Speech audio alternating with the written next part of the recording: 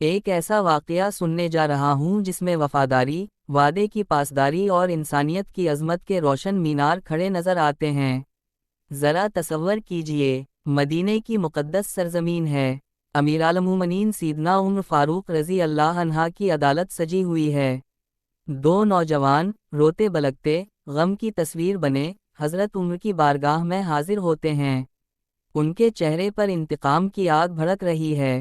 وہ ایک شخص کی طرف اشارہ کرتے ہیں اور فریاد کرتے ہیں، اے امیرالمومنین، یہی ہے وہ شخص جس نے ہمارے والد کو قتل کیا ہے۔ حضرت عمر نے تحمل سے اس شخص کو بلایا، پوچھا، کیا تم نے واقعی ان کے والد کو قتل کیا ہے؟ وہ شخص سچائی سے جواب دیتا ہے، امیرالمومنین، ان کا والد میرے کھیت میں اونٹ لے کر آیا، میں نے روکا نہ رکا۔ آخرکار ایک پتھر مارا جو اس کے سر پر لگا اور وہ وہیں ڈھیر ہو گیا۔ حضرت عمر نے فیصلہ سنایا، اللہ کی شریعت کے مطابق تمہیں قصاص میں قتل کیا جائے گا۔ لیکن سامعین، یہاں منظر بدلتا ہے۔ قاتل ہاتھ جوڑ کر اشکبار آنکھوں سے عرض کرتا ہے، اے امیرالمومنین، مجھے 3 دن کی مہلت دیجیے کہ میں صحرا لوٹ کر اپنے چھوٹے چھوٹے بچوں کو بتا آؤں کہ ان کا سرپرست اب لوٹ کر نہ آئے گا۔ ان کا کوئی سہارا نہیں، میں ان کا آخری آسرا ہوں۔ حضرت عمر نے فرمایا، کون ہے جو اس اجنبی شخص کی ضمانت دے؟ محفل میں سناٹا چھا گیا، کوئی اس کا نام تک نہیں جانتا تھا، جائی کا ضمانت دیتا۔ سب نظریں نیچی، لب خاموش۔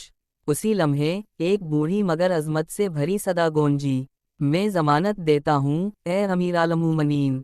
یہ آواز تھی سیدنا ابوذر غفاری کی، وہی ابوذر، زہد و تقویٰ کی جیتی جاگتی تصویر۔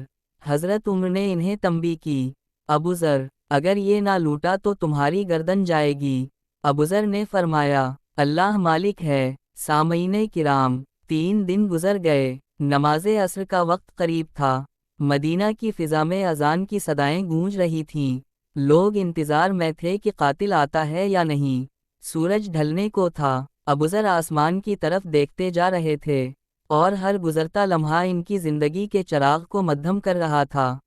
محفل پر ہو کا عالم چھا گیا، اور پھر مغرب سے ذرا پہلے دھول میں لپٹا، پسینے میں شرابور، وہ شخص بھاگتا ہوا آ پہنچا، لبیک کہتا، لرزتا ہوا حاضر ہو گیا۔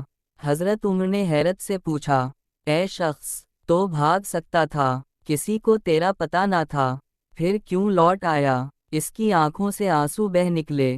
اس نے کہا، اے امیرالمومنین، مجھے اپنے آپ سے زیادہ ڈر تھا کہ کل لوگ یہ نہ کہنے لگیں کہ وعدوں کا اعتبار ہی ختم ہو گیا۔ میں ڈرتا تھا کہ امانت، دیانت اور وفاداری کا چراغ بجھ نہ جائے۔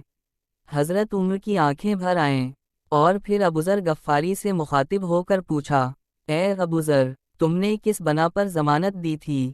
ابوذر نے دل کو چھو لینے والا جواب دیا، اے امیرالمومنین، مجھے ڈر تھا کہ کوئی یہ نہ کہہ دے کہ خیر کا جذبہ بھی انسانوں کے دلوں سے مٹ گیا۔ سامعین، اب فیصلہ نوجوانوں کے ہاتھ میں تھا۔ حضرت عمر نے ان سے سوال کیا، بیٹو، اب تم کیا کہتے ہو؟ دونوں نوجوانوں کی آنکھوں سے سیلاب بہنے لگا۔ انہوں نے لرزتی آواز میں کہا، اے امیرالمومنین، ہم نے اللہ کے لیے معاف کیا، ہم نے اللہ کے لیے معاف کیا۔ کیا منظر تھا! عدالت عمر میں رحمت برس رہی تھی، وفاداری جیت گئی، دیانت جیت گئی۔